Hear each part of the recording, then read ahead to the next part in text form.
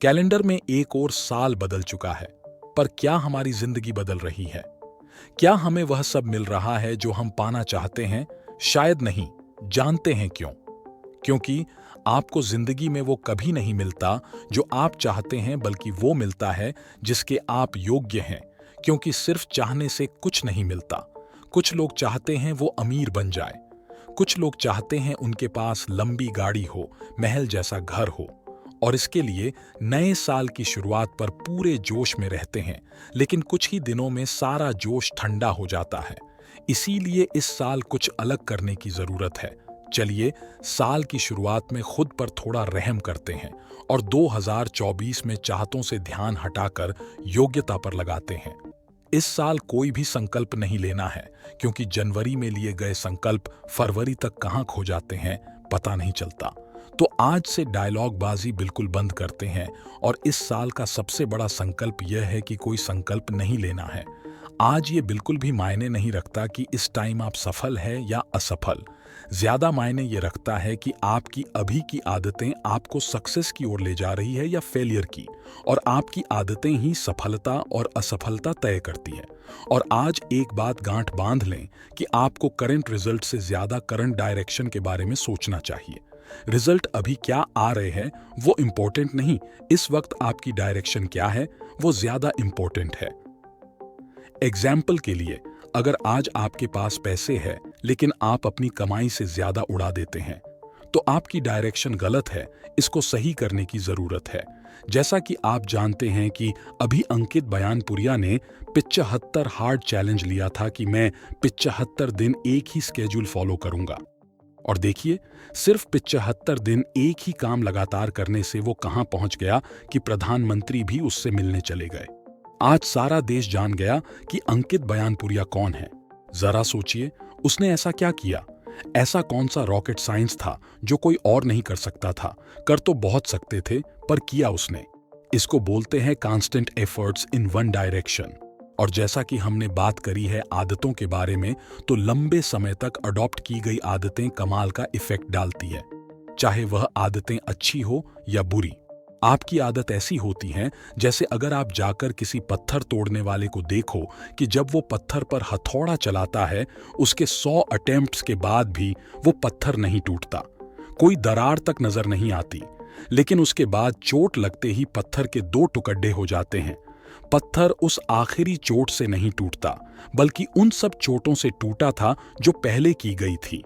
2024 में आपके सफल होने का पहला प्रिंसिपल ही यही है कि आपको कांस्टेंट एफर्ट डालना है, वो भी बिना थके बिना रुके, अंकित बयानपुरिया की तरह।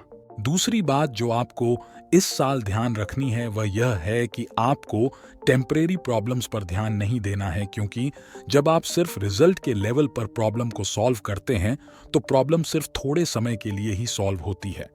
लेकिन अगर हमेशा ही बेटर करना चाहते हैं तो आपको प्रॉब्लम को सिस्टम के लेवल पर सॉल्व करना होगा।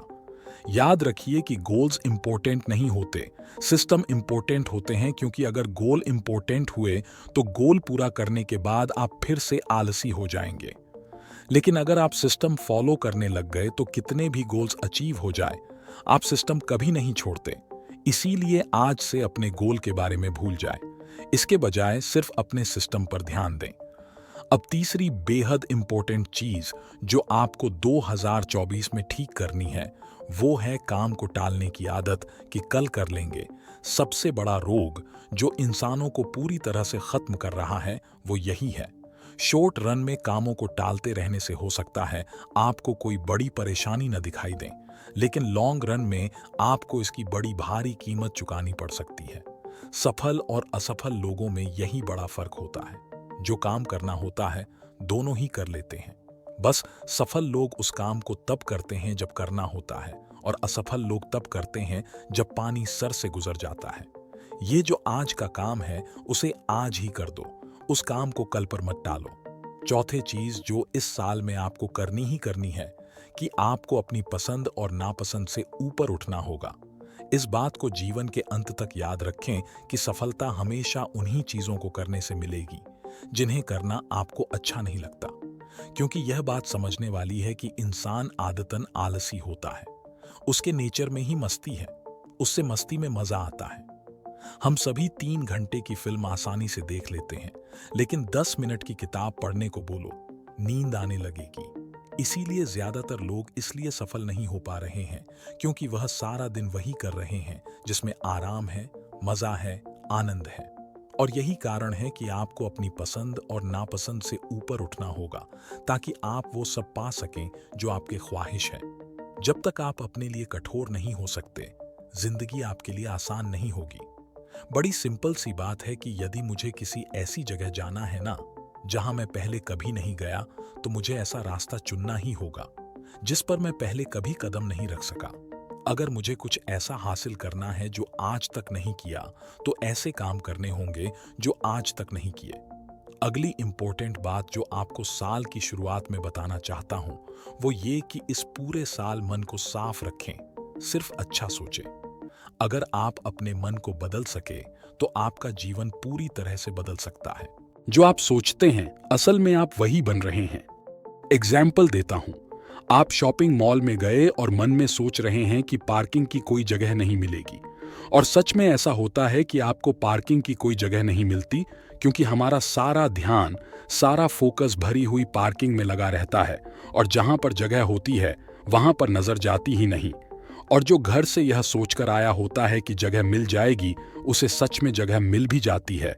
तो जितना अच्छा सोचोगे उतना ही अच्छा मिलेगा। अगली चीज है, खुश रहो। सुखी रहना एक डिसीजन है और दुखी रहना भी एक डिसीजन है। तुम आज मेरी यह बात मानकर देखो, तुम आज डिसाइड कर लो कि अगले 75 दिन सिर्फ खुश रहोगे। 75 दिन के बाद में सोचेंगे कि क्या होता है।